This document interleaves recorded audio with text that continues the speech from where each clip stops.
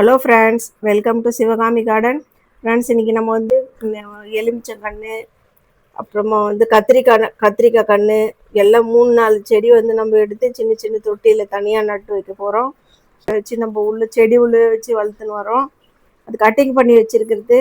அது இன்றைக்கி தான் நான் கொஞ்சம் தனித்தனியாக மண் கலவையெல்லாம் ரெடி பண்ணி இதில் வைக்கலாம் சொல்லிட்டு ரெடி பண்ணி வச்சுருக்கிறேன். எல்லாத்தையும் தனியாக வச்சுட்டு பிறகு நான் உங்களுக்கு காட்டுறேன். ஃப்ரெண்ட்ஸ் பாருங்கள், இதில் வந்து 3-4 வெண்டைக்காய் செடி வருது.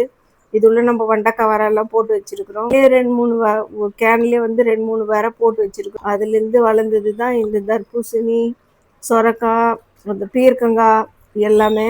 பாருங்க, இந்த முருங்கைக்கீரை வந்து எவ்வளோ அழகாக இருக்குதுன்னு சொல்லிட்டு பாருங்கள். துளிர் நல்லா இருக்குது. நம்ம ஒரு முறை கிளீன் போயிட்டு நம்ம குழம்பு பண்ணிட்டோம். இன்னும் இந்த ஒரு வாரம் பொறுத்து நம்மளுக்கு அது ரெடி ஆயிடுச்சு, நம்மளுக்கு வீட்டு சமையலுக்கு. பாருங்க, இது வந்து பீட்ரூட் செடி எவ்வளோ அழகாக இருக்குதுன்னு சொல்லிட்டு பாருங்கள். நான் வந்து சமையலுக்கு வாங்கின்னு வரதையே மேலே இருக்கிறது வந்து கட் பண்ணி தான் நான் வந்து எடுத்துன்னு வந்து நட்டு வைக்கிறது. அப்படி நட்டது தான் அந்த சேப்பங்கிழங்கும் துளுத்துருச்சு. இப்போ பீட்ரூட்டும் வருது. இந்த கரும்புலேருந்து வந்து 2 கரும்பு தான் விட்டுருக்குறாரு. அந்த கரும்புலேயே வந்து பக்க கிளையெல்லாம் விட்டு 4-5 கரும்பு துளுத்து வருது. இந்த கீழாநெல்லி பாருங்கள் எவ்வளோ அழகாக இருக்குதுன்னு சொல்லிட்டு. இந்த கீழாநெல்லி வந்து நம்ம தைராய்டுக்கு சாப்பிட்லாம், அப்புறம் மஞ்சள் காமாலைக்கு சாப்பிட்லாம், எவ்வளோ ரத்த சோகைக்கு சாப்பிட்லாம். நம்ம கார்டனில் வந்து பாதிக்கு மேலே வந்து மூலிகை செடி தான் இருக்குது. இது ஒரு கீழாநெல்லி இருக்குது. சரி, நம்ம எதுக்காக நம்ம யூஸ் பண்ணலாம் சொல்லிட்டு நான் அப்படியே 2-3 செடி அப்படியே விட்டு வச்சுருக்கிறேன். இது பாருங்கள், நான் வந்து முல்லைப்பூ செடி வந்து ஒரு செடிக்குள்ளே வச்சு வளர்த்துருந்தேன். அதையும் எடுத்து தனியாக நட்டு வச்சுருக்கிறேன். நம்ம மல்லிகைப்பூ செடியில் எவ்வளோ பூ பூத்துருக்குது இன்றைக்கி பாருங்கள், எவ்வளோ அழகாக இருக்குது. இந்த மல்லி வந்து அடுக்கு மல்லி.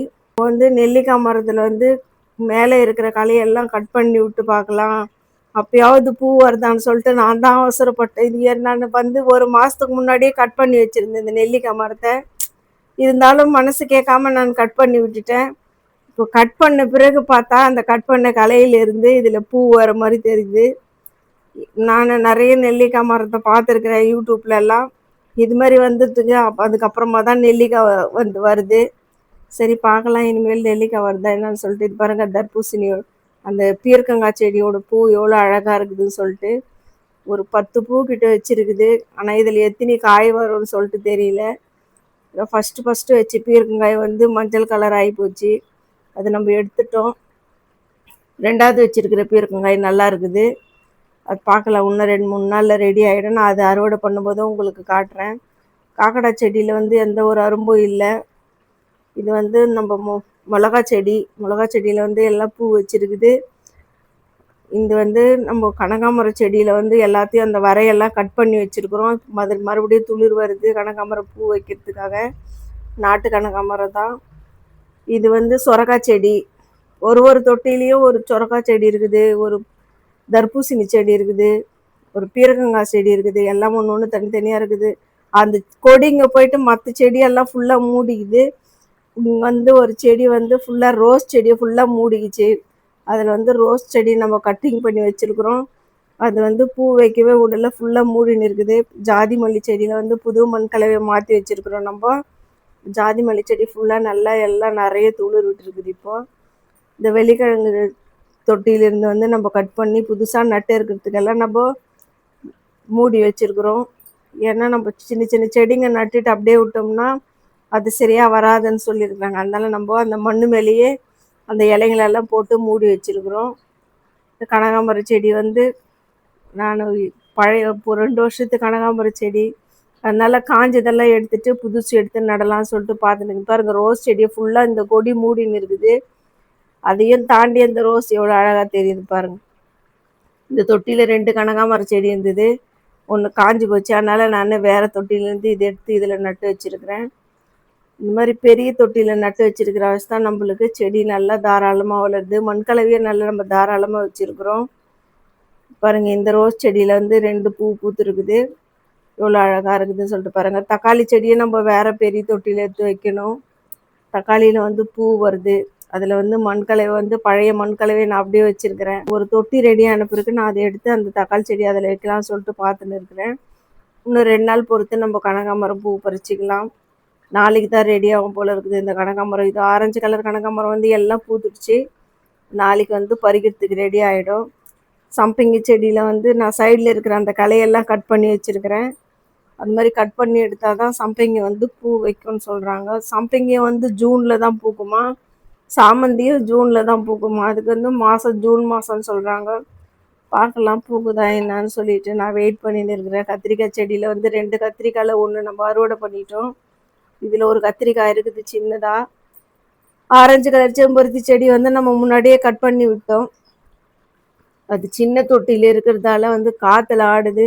அது இன்னும் பாருங்க, நம்ம நேற்று அடித்த புயல் காற்றுல வந்து நம்ம செம்பருத்தி செடி கீழே சாஞ்சு போச்சு, அது கொய்யாக்கா மரம் கீழே சாஞ்சு போச்சு. பாருங்க, தினமும் நம்மளுக்கு 7, 8, 10, 5 அந்த மாதிரி செம்பருத்தி பூ பூத்துனே இருக்கும். ஆனால் நேற்று செம்பருத்தி மரமே கீழே சாஞ்சு போயிட்டு இருக்குது காற்றுல. அதனால 2 பூ தான் பூத்து. அப்புறமா உங்களுக்கு காட்டுறோம். இது பாருங்க, அரளி செடியில் வந்து பூ பூத்து இருக்குது. 3, 5, 7 அரும்பு வச்சிருக்குது. அந்த 7ல் வந்து 3 பூ பூத்து இருக்குது. இன்னைக்கு வந்து நம்ம செடிக்கு வந்து என்ன தண்ணி நம்ம மிக்ஸ் பண்ணி கொடுக்க போகிறோம்னு சொன்னால், இந்த மழையிலையும் இந்த மே மாதத்துலேயும் வந்து வெள்ளைப்பூச்சி வந்து அது வரவே மாட்டேங்குது. கத்திரிக்காய் செடியிலையும் கனகாமரம் செடி எங்கேயாவது ஒரு இலையில வெள்ளைப்பூச்சி இருக்குது. அதனால் வந்து நான் தண்ணியில் கொஞ்சோண்டு வந்து நான் சாம்பல் கலந்து இந்த அரிசி கழுவுன தண்ணி, புளிச்ச மோர் இதெல்லாம் எடுத்துன்னு வந்து வச்சுருக்கிறேன் ஒரு கேனில் தண்ணி. அதை இது கூட மிக்ஸ் பண்ணி நம்ம இந்த தண்ணியை கலந்து நம்ம செடிக்கு ஊற்றி பார்க்கலாம். எப்போயாவது நம்ம அந்த செம்பருத்தி செடியில் இருக்கிற அரும்பு கீழே கொட்டாமல் பூ பூக்குதான்னு சொல்லிட்டு பார்க்கலாம். இன்றைக்கி நம்ம இந்த தண்ணி தான் நம்ம செடிங்களுக்கு கொடுக்க போகிறோம். இந்த கொய்யா மரம் கூட கீழே சாஞ்சிட்டு இருக்குது. நான் இந்த கொய்யா மரத்து உள்ள சாமந்தி செடிங்களை சின்ன சின்னதாக கட்டிங் பண்ணி வச்சதெல்லாம் எடுத்து உள்ளே வச்சுருந்தேன். நல்ல வேளை நான் நேற்றே அந்த கத்திரிக்காய் செடியெல்லாம் எடுத்து தனியாக நட்டுட்டேன். கத்திரிக்காய் செடி இது உள்ளே விட்டுருந்தா அது காற்றுல ஒழிஞ்சு போயிட்டுருக்கும் போல இருக்குது. இது பாருங்கள், அப்படியே கீழே சாஞ்சி தனியாக வேரோடு வந்துட்டு இருக்குது. நம்ம இதையும் சரியாக எடுத்து வைக்கலாம். எடுத்து வச்சுட்டு ஒரு கயிறு போட்டு நல்லா இதை கட்டி வச்சுட்டு நம்ம தண்ணி ஊற்றிட்டு அப்புறமா நம்ம இந்த செடியை நம்ம பார்க்கலாம். பாருங்கள், நேற்று நட்டு வச்ச நம்ம எலுமிச்சங்கன்று வந்து எவ்வளோ நல்லா இருக்குது. நேற்று கொஞ்சம் மழையும் பெஞ்சுது. பாருங்கள், நேற்று நைட்டு வந்து மழை பெஞ்சுது.